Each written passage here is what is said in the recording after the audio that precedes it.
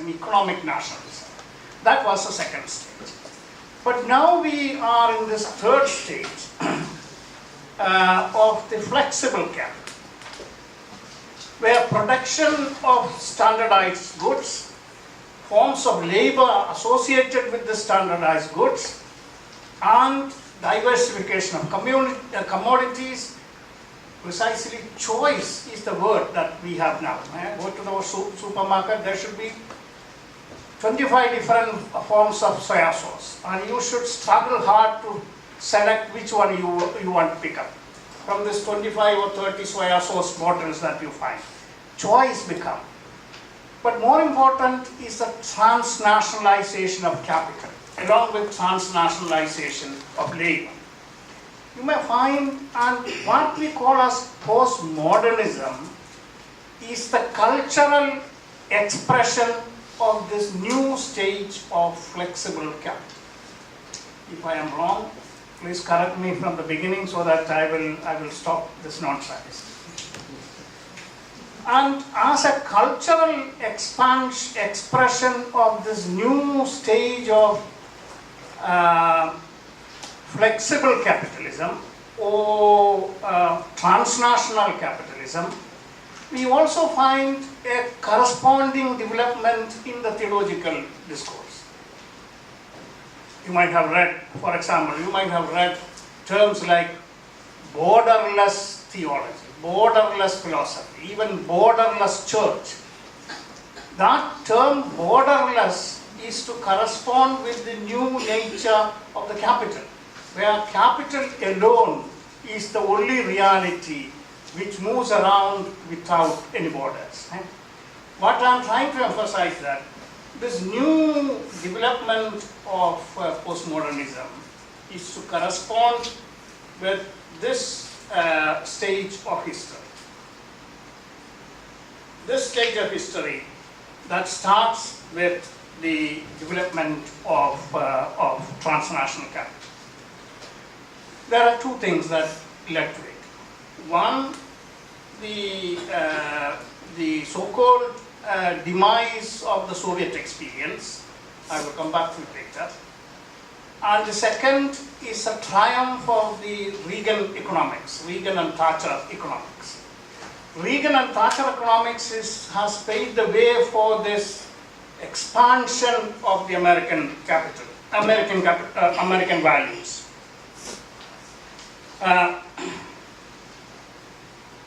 And the American values has been brought into almost all households around the world. So this is primarily, and the Reagan economics itself is primarily a critique of the bureaucratic capitalism, national capitalism that was prevalent during that time. And they tried to offer a rationality to the new multinational informational and consumerist capital. And that phase is what we should identify as postmodernism. But I have to emphasize this, or to underline that. This is the history of the Western imperialism. This has nothing to do with the non-Western nations around the world. The non-Western nations has not gone through these three stages that postmodernism is talking about.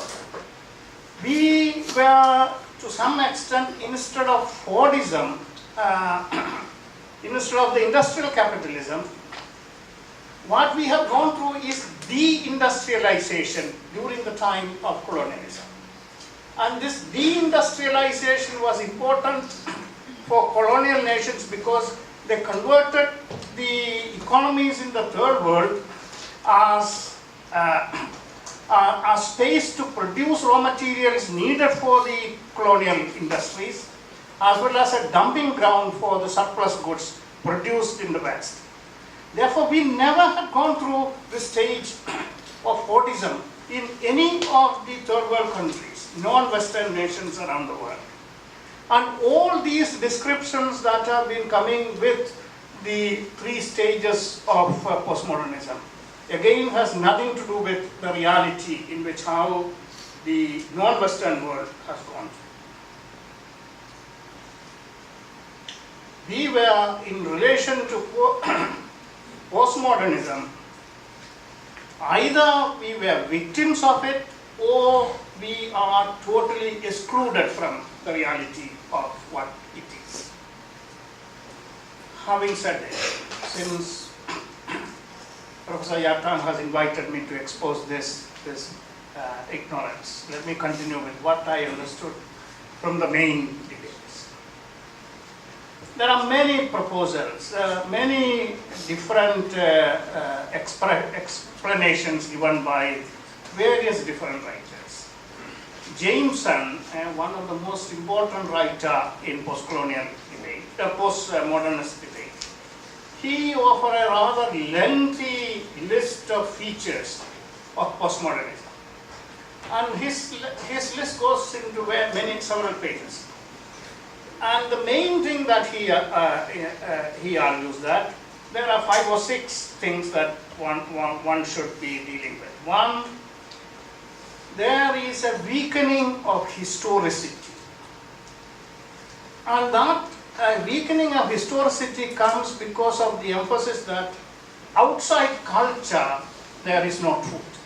Truth needs to be located in culture alone.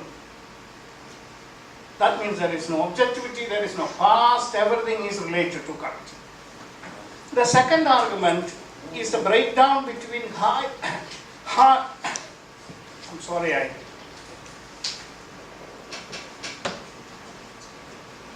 the breakdown between high and low culture. You may find that in postmodern debates, there is a fascination towards the so-called degraded culture, what is known as the para-literature, the culture of the Reader's Digest, the TV series, and all such kind of things. The third one, according to him, is the new depthlessness. There is no depth. Postmodern art is the right thing to talk about. In the postmodern art, there is nothing behind. What you see is what is the meaning. But there is nothing. There is no depth compared to what was the art in the previous time. But that depthlessness also deals with philosophy and many other areas of debates. The fourth one is Jameson's term is that a cultural notion coming of a drug addict. The way how a drug addict operates, functions, that has become the cultural notion, where there is a waning effect, there is an intensification of emotions, all those kind of things. And the fifth one is a whole lot of new technologies. Cell phones, for example. Generation 5, 6, 7, 8, 9, 10, it goes on and on. Where culture of cell phone is to help people to withdraw from the social space. The phone and yourself. And the new iPhone is a classic case. New iPhone, even the password is your face, meaning that you and your machine, and a total withdrawal from the social space. And that's what postmodernism tried to emphasize on. And these issues are, unfortunately, these issues are not dealt seriously in majority of the theological debates that I try to engage with. The theological debates that I try to evaluate found 3 other major debates. The first one is this one, the denial of objective truth. In appearance, this reference is towards an attempt to deny the primacy, the pontification of Enlightenment rationality, where Enlightenment rationality has placed science as the only agency to pronounce truth. And that means a rejection of the quantum analysis, rejection of growth model in economics, and all that goes along with it. There is no question that the science promoted modernity, or the combination between modernity and science has destroyed the possibility of human life, and therefore there need to be a critique and rejection of it. It killed the nature. Sorry for the scientists. It is true that science killed the nature, and also it killed the social space. So it destroyed both the social space and the ecological space, and therefore this criticism is very valid. Further, this proposal also offers space for multiple truth. The ability of multiple truth to live and operate without negating each other. The danger of absolutes always is that the absolute never allows the right of other to exist. And this is why some of you may remember when we talk about empire, I always try to say that you cannot use plural terms for empire. Empire is like absolute truth. It cannot allow other empire to exist. So empire is always a singular term. That's the same way how absolute truths are also. There is no space for others to exist. Postmodernism also showed the connection between power and knowledge, where how knowledge has been employed to establish power. It rejects all privileges for knowledge, whether it is a privilege of the ruler or even the subaltern communities, even the victimized communities of the hegemonic group. So no privileged knowledge could be acceptable within this discourse. The second major debate is on meta-narratives. My time is almost up. Not yet. How many minutes? Maybe 2 or 3 minutes? Oh, 2 or 3 minutes. Yeah. Oh, I could stop.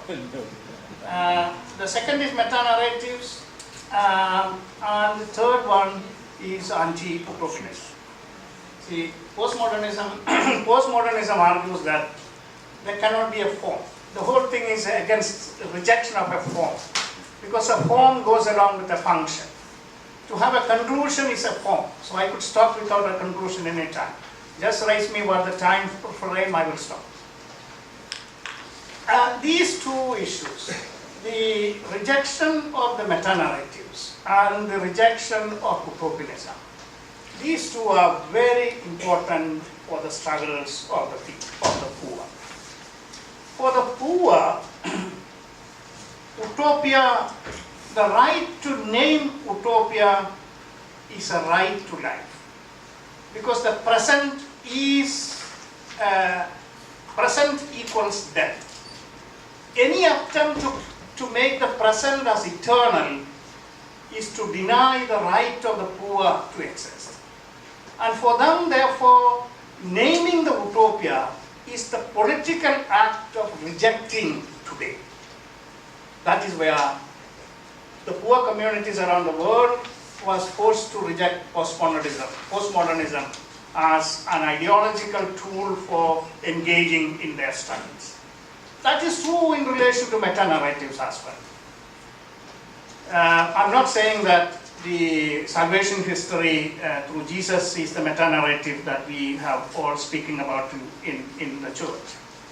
But there is a meta-narrative that the religions have been bound up with. And that meta-narrative is that the divine is compassionate. And this compassionate divine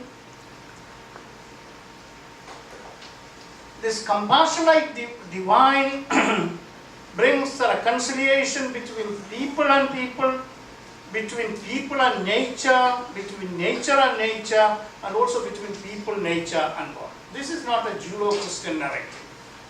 This is a narrative in which almost all cultures around the world found that there is a meaning to talk about tomorrow, through talking about this meta-narrative of a compassionate God.